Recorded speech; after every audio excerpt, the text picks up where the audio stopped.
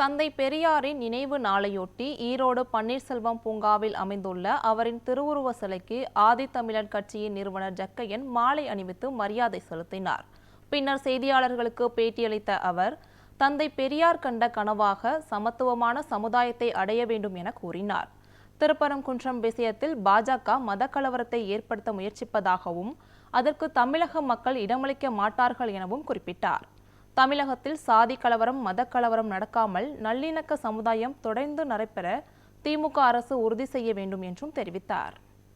பகுத்தறிவு பகலவன் தந்தை பெரியார் அவர்களுடைய நினைவு நாளில் அவருக்கு அஞ்சலி செலுத்திவிட்டு, தந்தை பெரியார் அவர்கள் கனவு கண்ட ஒரு சமத்துவமான சமூகத்தை அடைவதுதான் தமிழ்நாட்டினுடைய இந்தியாவுடைய லட்சியமாக இருக்க வேண்டும் என்று நாங்கள் விரும்புகிறோம்.